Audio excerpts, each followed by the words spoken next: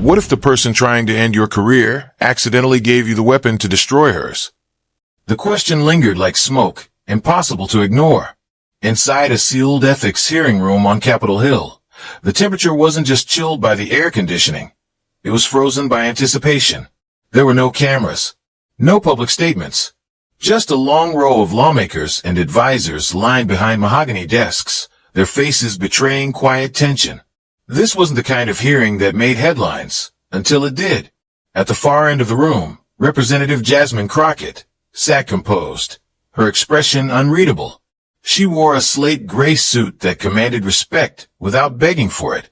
Her notes were neatly arranged in front of her, untouched so far, but close enough if needed. She didn't expect fireworks today. Maybe a long day of procedural sniping. What she didn't know was that the match had already been lit. The chairman, Glenn Norwood of Ohio, cleared his throat and tapped the mic. Before we proceed with item 8A, he said, we've received a request from a non-member speaker.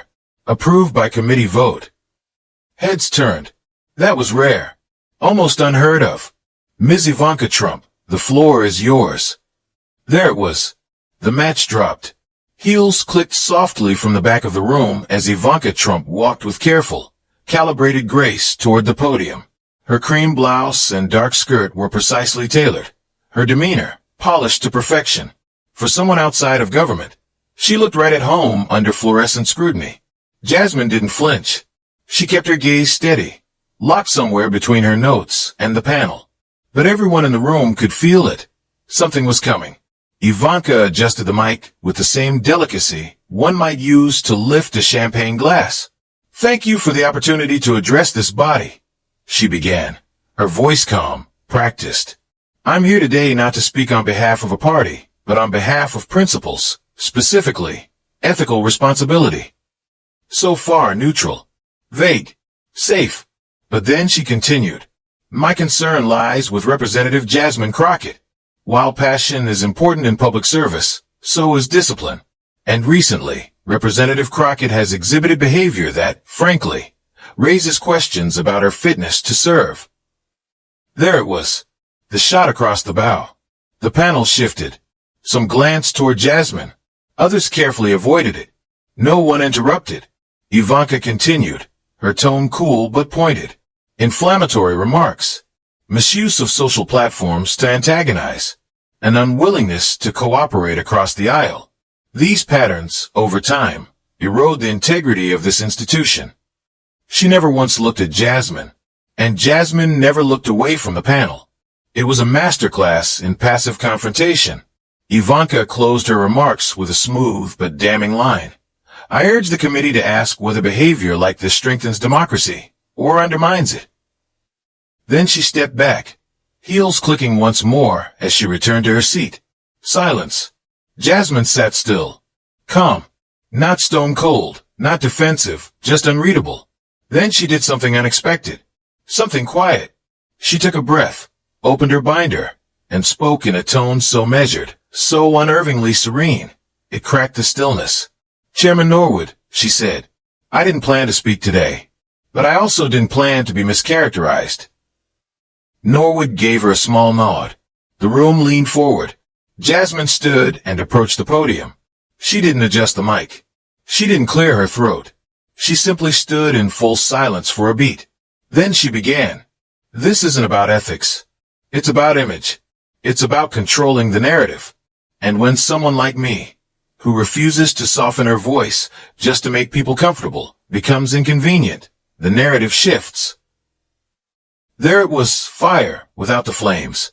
But since we're talking about fitness, she continued, reaching into her blazer pocket, I want to offer some clarity. She held up an old iPhone. Its screen cracked faintly at one edge.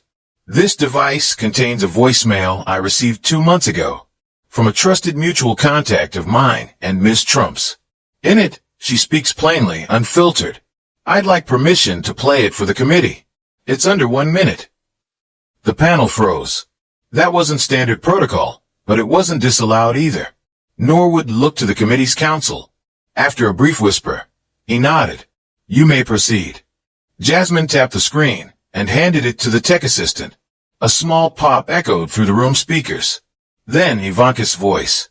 I know she makes people nervous, but Jasmine's the real deal. One of the few actually fighting for people. Not headlines, not party points. She's fierce. I wish more were like her. Silence. Ivanka didn't move, but her expression had changed. Not shocked, just dulled. Jasmine stepped back to the mic. That message wasn't sent to me. It was shared by someone who thought I might need it someday. Apparently, they were right. She looked down the line of panelists, then directly at Norwood. This isn't about how I speak, or who I make uncomfortable. It's about the work I do, and whether someone's discomfort justifies discrediting it. She turned and walked back to her seat. No smile. No flourish. Just quiet resolve. But the room wasn't ready to move on. Even Norwood paused before moving to the next item. Around the table, whispers traded places with wide eyes. Someone at the back scribbled a note. What just happened? And at that moment, inside the silence, Jasmine's aide Imani leaned over. The recording's out, she whispered, holding up her phone. Jasmine barely glanced at it. Let it move, she said. We didn't leak it. We used it. What Jasmine didn't know, not yet, was that the voicemail hadn't leaked accidentally. A senior staffer inside a powerful DC influence group had sent it to a reporter minutes earlier. Not to help Jasmine, but to send a warning.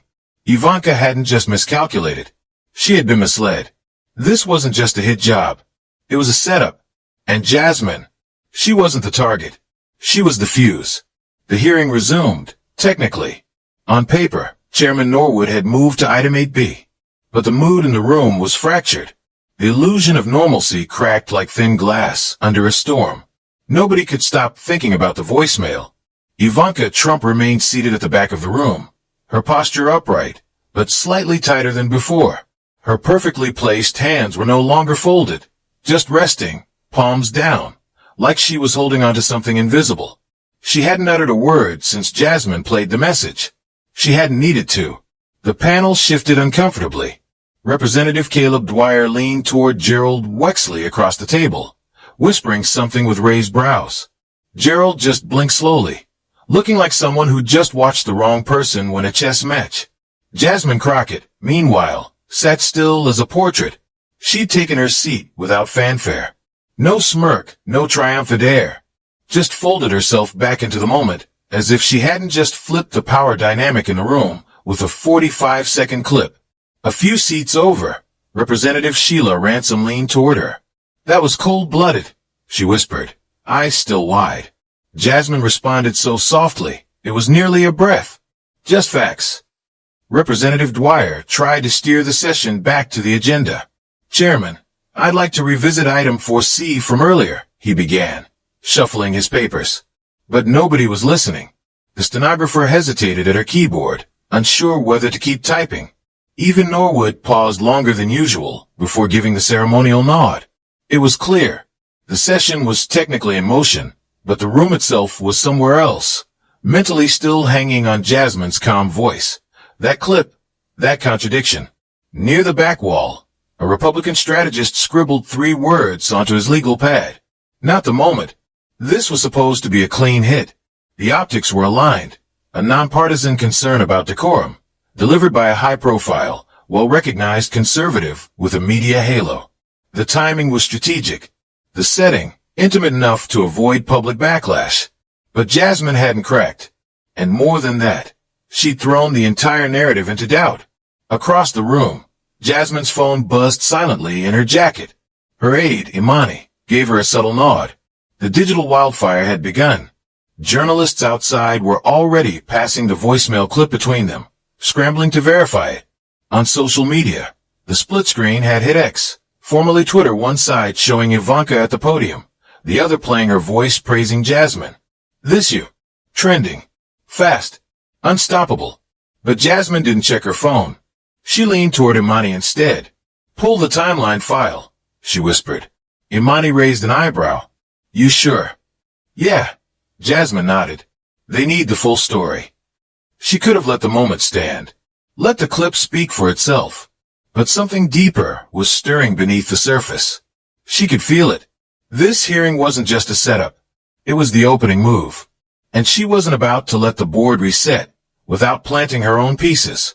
"Chairman," she said, calmly interrupting the dry drone of the next agenda item. "Since my name was brought up, I'd like to use my time to add context." Norwood gave her a tired, unreadable look, then nodded. "Proceed." Jasmine didn't stand this time. She stayed seated, lifting a tablet from Imani and a single printed page from her binder. "I want to walk the committee through some of my work over the last year. Not the headlines, not the tweets, the actual work." She raised the paper and began reading in a tone that was firm but controlled. "In March, I introduced the Urban Policing Reform Act. It was built on real-world data, compiled from 3 states, and co-sponsored by both Democrats and Republicans. It passed subcommittee review unanimously." She paused, just long enough for that word to land. "In May, I worked with Representative Gabriel Chun from Utah, yes, Republican, on a rural broadband access package aimed at underserved districts. It passed in the House with bipartisan support." A few heads turned. People were listening again. "In July, I led a bill targeting lead pipe replacement in low-income areas. No red state, blue state bias. Just clean water. It passed the floor with support from both sides. Check the record." Now she looked up. Her eyes didn't roam. They locked on each person, one by one. "You can say you don't like my tone. That's fine. But you don't get to ignore the numbers." She let that hang. "I've worked with people I disagree with. I've met in the middle when it counted. Not because it was easy, but because my district needed it." And suddenly, the room felt smaller, tighter, like everyone had been pulled inward by gravity. Back row aides scribbled faster. A few panelists shifted in their seats, not from boredom, but discomfort. Reflection. Even Norwood, a man built like a monument to tradition, tapped his pen once, then twice, and looked toward Jasmine longer than protocol required. Ivanka. She hadn't moved, but the polish had dulled. Her hands, once picture-perfect on her lap, now rested separately. She wasn't just quiet. She was unraveling. Jasmine lowered the page. "I didn't bring this up. I didn't leak that voicemail. But I'm not going to let my name get dragged without facts to follow it." She turned to Norwood. "That's all I've got." And with that, she slid the tablet back to Imani, took a sip of water, and leaned back in her chair like it was just another Tuesday. But it wasn't, because outside the hearing room, the story was already spiraling out of the committee's control. In the hallway, the clip was everywhere.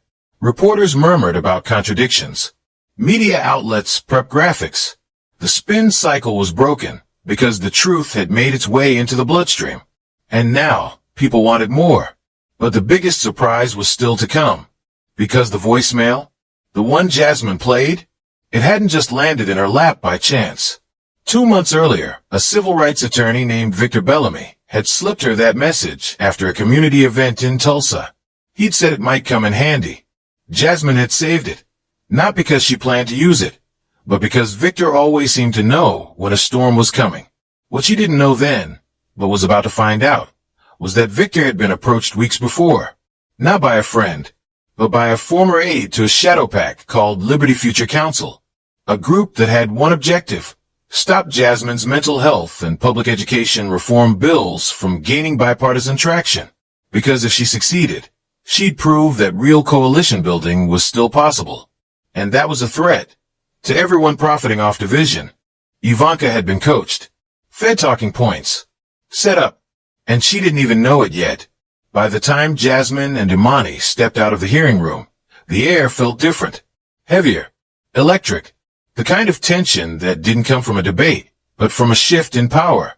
Inside, the committee had stumbled through the final agenda items, like people trying to pretend a building wasn't on fire. Jasmine hadn't looked back once. Not at Ivanka, not at Norwood, and not at the stunned row of aides now whispering with their phones halfway hidden under folders. Once they hit the side hallway, Imani showed her the screen. "It's everywhere," she said. Jasmine took a glance. There it was, the clip, already framed, captioned, analyzed. Jasmine Crockett calls out hypocrisy with calm precision. She didn't smile. Not really. But something in her shoulders eased. "You think it'll hold?" Imani asked as they moved through the dim hallway toward the rear lot. Jasmine nodded once. It'll hold long enough. As they reached the exit, they spotted someone ahead. An older man standing by a vending machine, slowly pulling a water bottle from the rack. Representative Arthur Weissman, a Reagan-era conservative, gray-haired and mostly silent in recent years.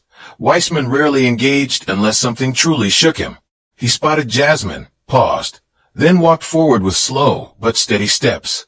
Representative Crockett, he said with a nod. Jasmine stopped. Imani's hand reflexively tightened on her phone. I won't pretend we've ever been on the same side, Weissman said, adjusting his tie. And I'm sure we've both said things neither of us would put in a memoir. Jasmine didn't speak. She waited. But today, he continued, was the first time in a long time I watched someone take a political ambush and walk right through it without blinking. Her eyes narrowed slightly. Is that for the record? Weissman gave a half smile. It's for whoever needs to hear it. Then he turned and walked away. Imani blinked. Okay, that was weird. Yeah, Jasmine said, but I'll take it. They reached the SUV out back, just as her phone buzzed again. The clip had now gone viral across all platforms, but what caught her attention wasn't the number of views. It was a name in her inbox, Victor Bellamy. The subject line was blank. The message just said, "They won't stop here. Call me when you're alone." In the car, Jasmine plugged in her charger, while Imani scanned commentary on the tablet. You're trending. MSNBC just called your response a masterclass in restraint. Even your haters are saying you handled it like a pro. Jasmine looked out the window. Her voice came quietly. I wasn't trying to trend. I was trying to keep my dignity. Imani didn't argue.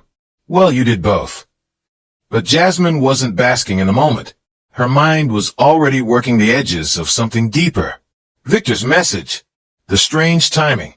The fact that a voicemail like that, a private recording, had made its way to her at exactly the right time. It didn't feel random anymore. It felt orchestrated. 2 months earlier, Tulsa, Oklahoma. It had been a long day. Community center Q&A. Town hall. 3 back-to-back policy briefings. She was tired in her bones. That kind of tired where the space between your thoughts feels sharp. Victor had approached her behind the building after the event, calm as ever. You keep swinging like that. You're going to need better armor, he said. She chuckled. Forget armor. I need a spare voice box. He handed her a phone, a voicemail screen open. Something you might want to save. She frowned. What is it? He hit play. Ivanka's voice filled the silence. Sincere. Measured. Jasmine's the real deal. I know she makes people uncomfortable, but she's one of the few up there actually fighting for people. Jasmine didn't react at first. Just stared. That was sent to Serena Evans, Victor said. You remember her. The education panel in Phoenix. Serena shared it with me. Said you might need it someday. Jasmine handed the phone back. I'm not hoarding compliments. Especially not from people who smile both directions. Victor slid the phone into her palm again. Just don't delete it yet. Not every fight comes loud. Some walking quiet and sideways. She copied the voicemail to her own device a week later. Not to use it. Just in case. Because Victor had that annoying habit of being right. But now, the more she thought about it, it hadn't just helped her. It had saved her. Back in D.C., Jasmine sat in her office the next morning with a legal pad full of scribbles and a mind that wouldn't sit still. The news cycle had exploded. Her phone was a mess. Every outlet from CNN to The Hill was dissecting the hearing like it had been a season finale. But Jasmine was thinking 3 steps ahead. I want a list, she told Imani, who had just walked in with coffee. Every major PAC that's donated to Norwood in the last 6 months. Cross-check them with groups tied to education or mental health policy. Imani blinked. What are we looking for? A breadcrumb. Imani sat down and got to work. Within the hour, a thread started to appear. One of Norwood's largest new contributors? A super PAC named Liberty Future Council. On paper, it was a neutral-sounding policy fund. But buried in their donation history was a strange pattern. Small, consistent donations to members who'd voiced opposition to Jasmine's recent legislation around after-school mental health clinics. And guess who else had just signed on as a policy advisor to the PAC 3 months ago? An ex-communications director named Claire Maddox, a former advisor to Ivanka Trump. That voicemail, it had been in their system. Victor hadn't randomly found it. He'd been given it. Someone inside the PAC had leaked it to him anonymously. Someone who didn't like what was going on. It wasn't an accident. It was a warning. Someone wanted Jasmine to survive the hearing. But more importantly, someone wanted her to dig. Later that evening, Jasmine called Victor. No small talk. Who gave it to you? Victor sighed. You already know I can't say. But they wanted it in your hands. They said you'd do the right thing. And this PAC? Jasmine asked. What's their end game? Neutralizing you. They think you're too loud. Too effective. Bipartisan success stories mess with their control. Jasmine leaned back, staring at the ceiling. So Ivanka. She wasn't the architect, Victor replied. Just a delivery system. Someone gave her a script. Told her you were becoming a liability. Jasmine's voice was cold now. So they picked a woman who used to respect me, and convinced her to get me on camera. Victor said nothing. Jasmine hung up. And for the first time in weeks, she smiled. Not because she was amused, but because the fire had finally aligned with direction. She wasn't just going to survive now. She was going to burn their little playbook down. The headlines weren't just everywhere. They were impossible to ignore. Congresswoman Crockett flips narrative with quiet power. Ivanka's own words undermine ethics accusations.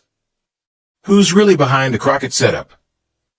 By the end of the second news cycle, even international outlets were covering the hearing fallout like it was a political thriller. And in some ways it was. Only Jasmine wasn't the character they had expected to root for. She wasn't polished, predictable, or easy to digest. She was real, sharp, principled, and now, dangerous to those who built careers on scripted chaos.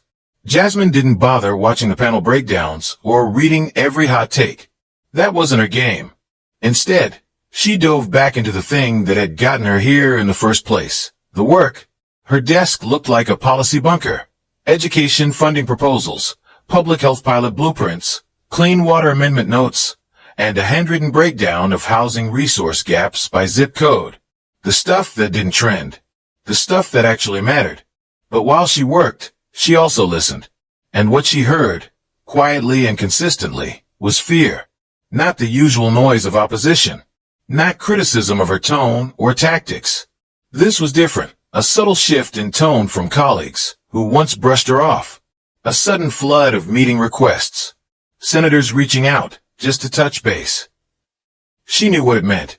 The system wasn't designed to fear loud voices. It was designed to crush them. But when a loud voice survived the crush, and worse, turned the attack into momentum, the system started to flinch. And flinching systems made mistakes. Imani entered the office with a printout and 2 coffees. Morning. You made the Times. Full feature. Jasmine took the paper. The headline was simple. The lawmaker they tried to paint unfit. What she's actually accomplished. It listed her co-sponsored bills, her bipartisan town halls, her school water safety program, even a section on her late-night negotiations that saved the mobile clinics. Jasmine blinked. This almost feels fair. Crazy, right? Imani said. Also, someone at NPR called you the fire that refused to be managed. That's going on a t-shirt. Jasmine gave a rare smile, but it didn't last. Where are we on the PAC connections? Imani pulled up a shared drive. So far, Liberty Future Council has funneled over $2 million into various smear-adjacent operations. Whisper campaigns. Third-party op-eds. Paid influencers. Quiet attacks. And the source who leaked the voicemail? Imani paused. Still anonymous. But they dropped a second file. Jasmine sat up. What kind of file? A timeline. Email metadata. Meeting records. It shows a coordinated push to tank your mental health legislation. And guess what? Ivanka's team got briefed on you 3 weeks before the hearing. Jasmine's jaw set. So it was never about ethics. It was about the funding pipeline. Bingo. Jasmine's education initiative was tied directly to local mental health centers. The bill proposed cutting private contractors from the system, the same contractors who donated to Liberty Future Council. Time to return the favor, Jasmine said quietly. A week later, Jasmine stepped into the Capitol Press room, not for a confrontation, but for a rollout. She announced a new bill proposal, the Transparency and Advocacy and Influence Act, a law designed to expose coordination between political campaigns and so-called neutral super PACs. It was detailed, bold, and directly threatened the operations of Liberty Future Council. The moment she finished her statement, questions flooded in. Some reporters asked about the Ivanka voicemail, others about Norwood. But Jasmine kept her responses tight. I'm not interested in relitigating the hearing. I'm interested in protecting the voices of the people who sent me here. And right now, those voices are being drowned out by anonymous money with private agendas. Behind the scenes, she met with House colleagues, some allies, some longtime skeptics. She didn't pitch the bill like a politician. She laid it out like a truth they could no longer ignore. This isn't about partisanship, she told them. It's about exposure. If they can try to silence me with doctored context and bought loyalty, they can do it to any of you. And it worked. Slowly, the list of co-sponsors grew. First, a few progressive Democrats. Then a surprise moderate from Arizona. Even a conservative from Ohio signed on, citing serious concerns about PAC overreach. The system was bending. 3 weeks after the press conference, Imani walked in with a new update. Liberty Future Council just froze 2 accounts. Internal audit. Jasmine didn't flinch. They know we're getting close. There's more, Imani said, her voice lower. A staffer from Ivanka's old team reached out anonymously. Said Ivanka didn't even write that ethics statement. Said she was pressured into delivering it last minute. Jasmine took that in silently. She didn't feel pity. But she felt something else, validation. They used her, she said softly, just like they tried to use me. Imani asked, you want to make that public? No, Jasmine replied. Let the truth float on its own. It always rises eventually. That night, Jasmine sat alone in her apartment with the city lights flickering beyond the window. She held the phone Victor had given her all those weeks ago. She listened to the voicemail one last time. She's one of the only ones up there actually fighting for people. Jasmine deleted it. She didn't need the proof anymore. The truth had already done its job. And now, she wasn't carrying a voicemail. She was carrying a movement. The story was no longer about survival. It was about direction. The kind of direction that turned a hearing into a reckoning. The kind that made invisible hands finally show themselves. The kind that said, in every vote, every meeting, every town hall, you may try to silence us, but we're still speaking. And this time, they were listening.